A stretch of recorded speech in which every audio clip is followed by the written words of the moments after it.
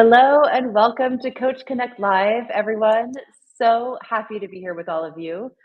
My name is Eloïse Eonnet. I am a leadership communication coach and a coach on the Muse and Fairygodboss.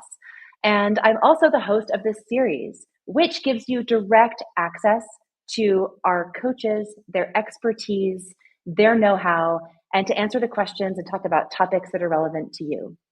And today I am thrilled to be joined by Yolanda Owens, a wonderful longtime coach at the Muse and Fairygodboss, and she's been on this series several times. Yolanda, welcome. Thank you so much for being here with me. Thank you for having me. It's always a pleasure to get together with you. Yeah, great. So before we dive into our topic today, we're here in partnership with Esri, which is a geographic information system technology company who are hiring actively for jobs across the US and internationally right now. We're going to be dropping links directly to those jobs in the chat. So if you are looking for a new role, if you know somebody who is, check out those roles. They have some in communications, they have some in sales, they have some in engineering, all sorts of different kinds of roles. And they're a really, really great place to work. You can find them on Fairygodboss and read all about them. But a few highlights are that they are founder led, which I think is super awesome. They have really amazing benefits for all types of people and all types of needs. They are hiring, as I said, across the country and also have really flexible work options depending on the role. So check those out. Check them out in the chat. And also in the chat today, as we've said and we always say, put your questions in throughout our conversation. If things come up, if you have questions for Yolanda, put them in there and we're going to do our very best to answer those questions for you. So, Yolanda, today we're talking about how to bring your personal brand into your resume. And as you and I were having conversations about this topic in preparation for today, you were telling me that it's more important than ever to have a personal brand be present in that document because as we have access to new technologies, including AI, and as hiring managers and companies are hiring differently, it's essential to not just have the objective list of things that we've done in our career as a document representing our career, but also who we are and what we're capable of accomplishing for an organization so that we actually find the right opportunities given our needs and who we are in our career. So you have these conversations with people, with your clients every single day. I'm curious, what are your thoughts about personal brand in a resume and how do you counsel the people you work with to build a really successful document? Yeah, I think, the question is even more, like you said, more important now. And I think it's a conversation that I've been having with people, even when I was a corporate recruiter for over 20 years. And I think that's really what led me to coaching. People were asking me the question, oh my God, how can I stand out? It's just like, I think people would, if they could just know my personality, that it might get my foot in the door. So I kind of took a different approach to resume writing with that kind of in the background thinking about that premise that, if people could know your personality, that, there would be more connection when they're reading your resume rather than just the, name, rank, and serial number, that, there's an actual person attached to the things that are on there. And I think, too, we've kind of been conditioned to write resumes the way we did when we graduated high school or college, that you just list everything that you've done in reverse chronological order. But no one has that conversation with you of how that needs to change as you get experience over time. So I think that's an important conversation too, is that you don't have to write the resume the way that you did when you graduated college. It's okay to hit the reset button and kind of meet yourself where you are. I guess there's a couple of different things wrong with that. First of all, if you're listing it that way, if you're listing everything that you did since your third grade spelling bee, it leaves a lot of room for misinterpretation. If you, especially for career transitioners, or even if you're looking to move up in up the trajectory, where if you're looking to go from being entry level to a manager or a manager to a director, those narratives matter. So you need to change those narratives to meet you where you are. So that's what we're really going to focus on today, how you need to focus on that narrative. And I think the first thing is really understanding, first of all, how you want to be seen. And secondly, what employers are prioritizing nowadays, and then figuring out how you need to integrate that into your resume. So that's really what we're going to focus on. So that first piece of it is, figuring out what you want your message to be, or how you want to display yourself, is having, first of all, kind of a healthy sense of awareness. So thinking about what it is that you bring to the table in terms of your transferable skills, regardless of the job. What are the things that you bring to the table? And I'm not talking about, soft skills like, oh, I'm a great communicator, or, I work well with others. I'm talking about those hard skills like, are you able to negotiate? Or are you able to manage, in times of change, things that are relevant to the jobs? And again, regardless of the job, is going to be transferable. So taking some inventory of that, and that could be, we were talking about AI, simply putting in, some of the roles that you've done, and be like, hey, AI, what are some of my transferable skills based on this? And seeing what it comes up with, and then basing some things off of that, and using that to leverage, and to talk about what your narrative is, what you bring to the table. And then also, it's also about talking about where you've been. What are some of the roles that you've had that are relevant to that? Because again, you don't want to list the laundry list of everything that you've done. You want to be really strategic about that. So kind of parsing out those relevant experiences that you've had, and making that the focal point. And I'm not saying that you leave everything else off. You can still put that on your resume and maybe list that as historical data. And that just needs to be like, your the job position that you have, where you worked, and the time period that you worked with. No need to go into any detail on that. Then that way, there's no room for misinterpretation. The audience is going to be focused on what you want them to focus on, which is the relevant experiences that you've had. And then, like I said, everything else becomes historical data. And then the last important piece, this is just really kind of encapsulating what your brand is and where you want to go next. Letting people know what it is that you want to do. If you've been a lawyer for forever and now you want to become an underwater basket weaver, you need to let people know that. I'm switching gears here. So yes, I may have this experience on my resume, but this is what I want to do next. And then making sure that your narrative aligns with that. And that those experiences that you've had in that area are front and center. So again, like I said, there's no room for misinterpretation. So I would say those are the things that you need to do to really identify your brand, is, who you are, where you've been, and where you want to go. So, that's kind of the premise for establishing your brand. Yeah, and what I love about that is that what I'm hearing is that you have all of this experience that you could put down as a laundry list of objective things that you've done, but you actually have a lot of agency in what story you're choosing to tell today at this moment in your career on the document, and that requires self-knowledge, understanding where you're going, and then understanding how to actually frame that given the information that you have on that list. Exactly, exactly. And think of it as, you get a chance to reinvent yourself. So what do you want that 2.0 version of you to look like? Mhm. So it's your opportunity to do that, because, realizing that the people, reading your resume may not know you from a can of paint. So, what do you want them to know about you? And like I said, not leaving that room for misinterpretation, being clear about that. So you're having conversations, and you're looking at things from the same vantage point. So that's Yeah, yeah. really important.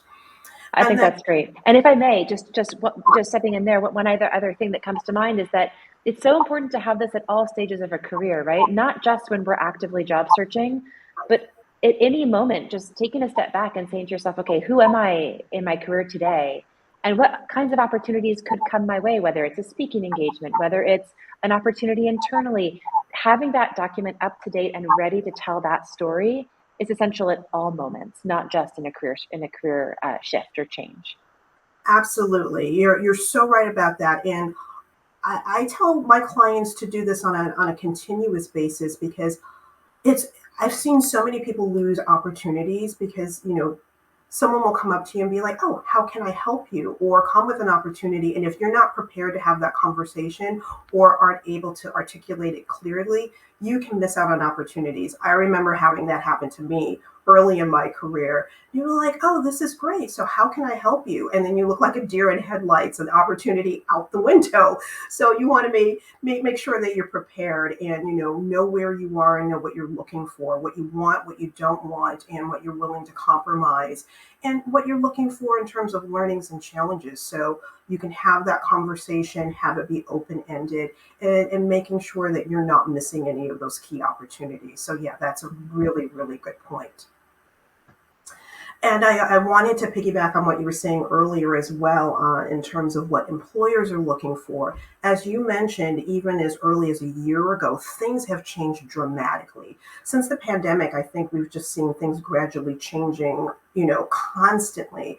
So, aligning where your experience is to what employers are looking for now is going to be really, really critical, because what we've been used to has gone. The world has changed dramatically. And so we can't keep measuring ourselves against that old measuring stick. We have to look at things from a new way and kind of recalibrate how we're approaching our job search and how we're talking about ourselves. So we're speaking the same language as the employers, which seems to be a forever moving target. But um, but the one thing that you can control is your narrative, because your experience isn't going to change that much at the end of the day. It's just a matter of reframing it to kind of speak the language or meet the circumstances where they are. So that's what we're going to talk about next. So, where are employers right now?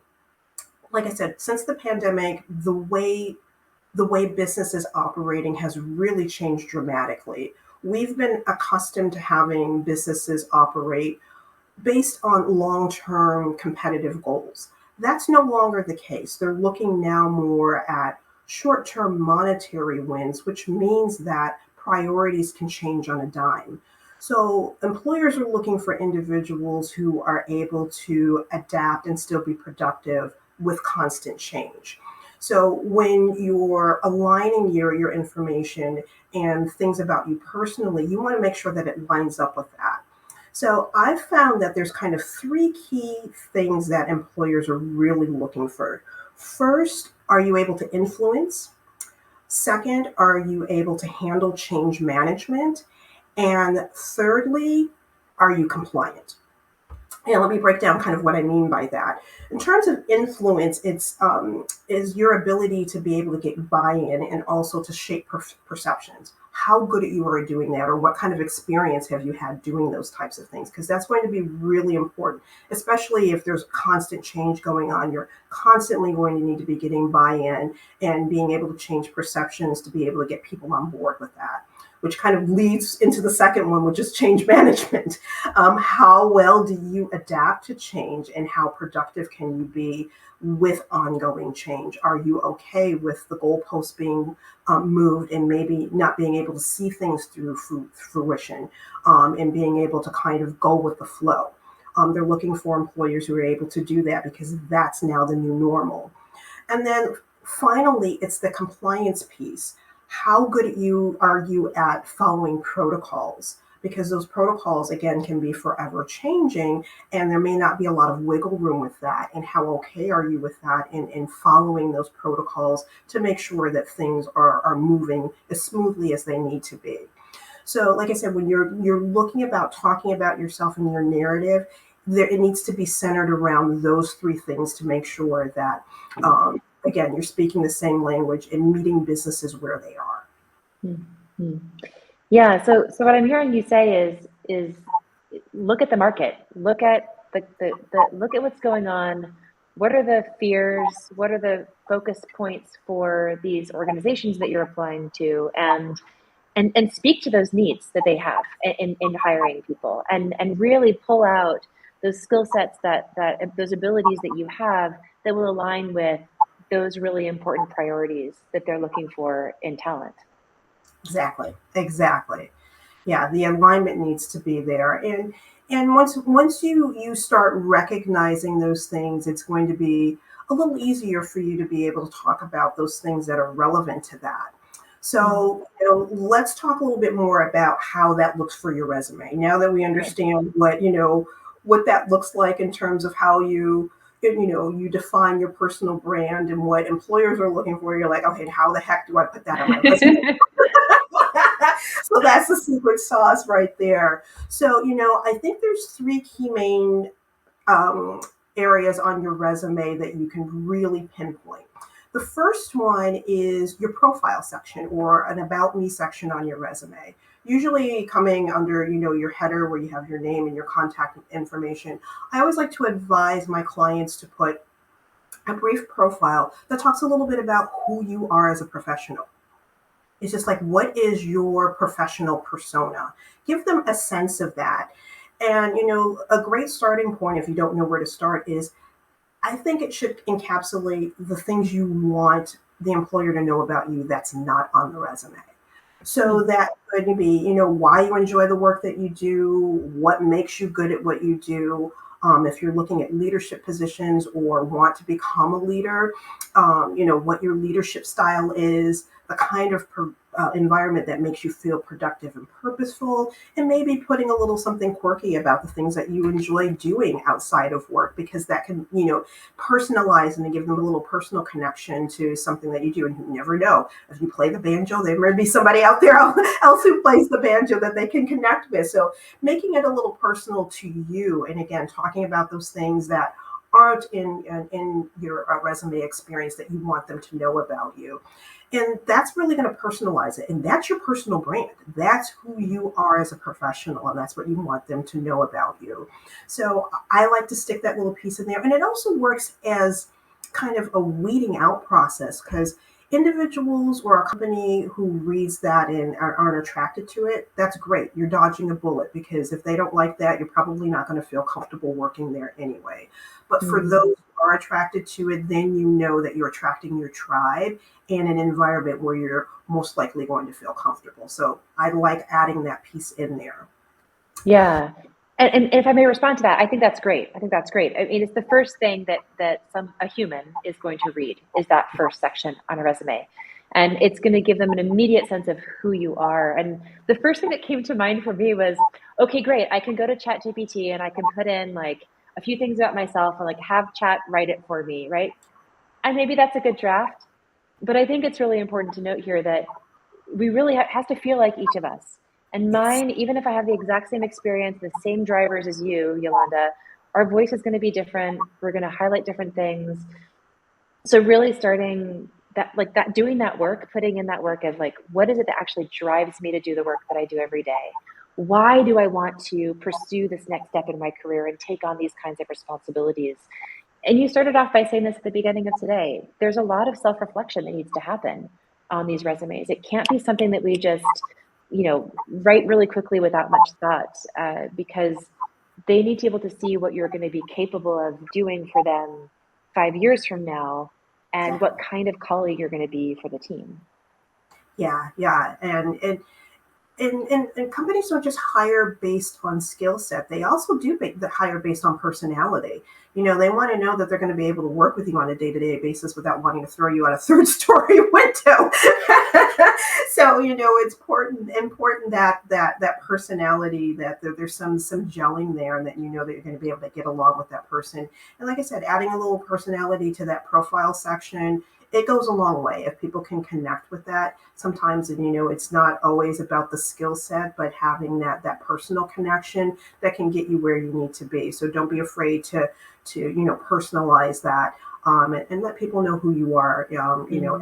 as a work person. Because like I said earlier, they may not know you from a can of paint. So this is Right. their first impressions, and first impressions are really important. So if you can make a really strong first impression, that's a great way to set you apart, because you don't want to sound like everybody else, because you're not everyone else. So Exactly. Yeah, that's right. you unique. Yeah. The second part of that, and the second section you should really focus on, is your skills section. We talked about this a little bit earlier. Not just listing soft skills, but listing some of those harder skills. and aligning those things with what we talked about earlier, how you're able to influence, how you handle change management and that compliance piece, how your transferable skills fit into those things, and highlighting that in your skills section. So you could put in there change management, or that you are able to, indirectly influence people. So again, putting some of those harder skills in there so they can see the kind of the apples to apples comparison of what you're able to do, and then making sure that that's aligned in the experience that you're putting on your resume. If you're saying that you are good with reports, then I better see some reporting, some information and how you've been able to generate reports and what kind of impact that's been able to have, and your resume bullet points. So again, making sure that those things are aligned, so the narrative makes sense. It's one thing to put it on there, but you need to be able to demonstrate it as well. And you don't have to go into a whole lot of detail, giving them something very, very high level. My rule of thumb is giving enough information to pique the reader's interest, and then leaving enough detail out where they want to continue the conversation with you. So if you can kind of hit that sweet spot, you're really, really, really in a good space. And then the last piece of that is going into the experience, your experience section, parsing out, like we talked about earlier, that relevant experience and how you've added value. What are the things that you've done in each of those relevant positions that you're listing on your resume that move the needle, made the job better than when you started with it? That's the way that you quantify, and that's the way how you let people know what kind of impacts that you've had, how resourceful you've been able to be, and how you've been able to create impact in the roles that you've had. That's a really powerful narrative. And that's what you really want to put across. And if people can understand that, again, they'll see those things, and then they'll want to have that deeper conversation about how you went about doing those things. It's great. I see that you've done this. That's what's going to make them want to pick up the phone and be like, hey, I see what I like here, and I want to have a deeper conversation. I want to know more about you, how you've been able to do all of these fabulous things, and how you're going to be able to contribute to whatever role that you're applying to. So that's the thing, piquing that interest so they want to dig and find out more about you. Yeah. And what they're interested in is what you're able to do for them. So not necessarily how you did it, because that might change, but what Yes, you accomplished. exactly. That's really attractive, right? So really focusing those bullet points and the narrative for each role around what you were able to produce and that could be big and small things. It doesn't have to be, giant numbers or all statistics. It can be really impactful things, but those outcome oriented sentences in order to accomplish X or in order to build that is really, really powerful storytelling. Yeah. And there are other things that you can do as well. These are some common questions that I get from clients. And it's not always about the job title. You may have a certain job title, and I feel like job titles are so fluid nowadays. What means something at one place means something at another. So going back to what we talked about earlier is understanding the trends and where things are right now. So that means that if you need to adjust your job title to meet things where they are, feel free to do that. In the age of AI and applicant tracking systems and key search words, that's important because if you're the guru of gunpowder, no one's going to know what that means. You need to generalize some of those terms. So if they're doing these things in terms of searches, you're going to come up at the tops of their searches. So generalizing some of those job titles, it doesn't have to be exact. That way you're searchable and you're able to be found. And that's also establishing your brand, is figuring out what that job title needs to be, but in the general scheme of what's going out there. So it's not too niche, and it's going to be general enough that you're going to be able to be found. So changing up those job titles is going to be really, really key for you. And then the other thing to think about is, what you define as work experience. Work experience doesn't just mean what you do from a 9 to 5 or what you're getting paid for. Also look at some of your relevant experiences in terms of what you've done in terms of side hustles, or if you do volunteer work, or if you sit on boards, things of that nature. So things that you do outside of work can be considered as work experience. And you can frame it that way. Again, just because you didn't get a paycheck for it doesn't mean that it's not experience. I had a client a few years ago who was designing websites for this organization pro bono for like 5 years, and he wanted to be a web designer. I'm like, oh my God, you've been doing this for 5 years. Why isn't this on your resume? So he's like, I didn't get paid for it. I'm like, doesn't matter. It's experience, and it's valuable experience, and it's relevant to what you want to do next. So keep those kind of things in mind as well when you're thinking about those things. I love this. I love this because basically what you're saying, Yolanda, is that we have the facts that have happened in the past, right? The objective truth of what you've accomplished, and there are many different stories that you can tell about that history that are very real, and they need to be relevant to your audience. That's the job titles thing, right? It's if that job is not called that today, then call it what it is today. That is just helping the person in front of you understand you better, right? We have a bunch of questions that have come in, Yolanda. Should we jump to those and get a few in? Yes, we want to try to conquer as many of these as we possibly can. Okay, amazing. There's one that was asked, and she says, I hear so much emphasis on achievements, not job responsibilities. We just talked about this, right? And she says, I'm having a hard time reconciling this with the advice to have a fleshed out introduction and describing hard skills. So any thoughts there on how to think about balancing those two things, having them both be present, but also telling a good story? It's a big question. That is a big question, and I think that's what trips a lot of people up when it comes to resume writing. An exercise that I like to give my clients is, cherry pick some of your relevant experiences and write down 3 to 5 proud accomplishments from each of those roles. And the key word here is proud. Things that you've done, like I said, that you feel that you're proud of, that it moved the needle, and define proud however you like. What that does is a couple of different things. It's going to make sure that you sound positive about the experiences that you're putting out there.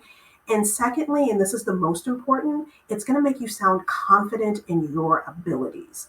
And I feel like being confident in your abilities is 90% of the battle when you're trying to find a job. Because, if oftentimes what we do is we make apologies for what we don't know, this is going to make sure that you're not doing this and you're sounding confident in your abilities. So if you look confident on paper, then that's going to get that buy-in, and people are going to feel confident in your abilities and want to talk to you about how, again, you've done those things. So that's a simple exercise that you can do, is just writing out a couple of things that you're really proud of from each of those experiences and then expounding on that. Yeah, nice. And I think, adding to that, it's the resume is a 1 to 2 page document. There's space for both of those things, but the hard skills, right, as you said, Yolanda, there is that skills section. That is where you can just list them. The words will be there, right? And then the achievements stem from those actions, right? Those things that you're really good at. So from the exercise that Yolanda just suggested, then it's like, okay, well, what skill sets did I use to accomplish that? And then there's your story that's starting to take shape, right? You have them in your skills section, and now you're telling people what you accomplished thanks to using those skills in those bullet points under that job. Does that make sense, Yolanda, what I'm saying? Yeah, that makes perfect sense. And if that's still difficult for you, I had a client who did this just a couple of weeks ago.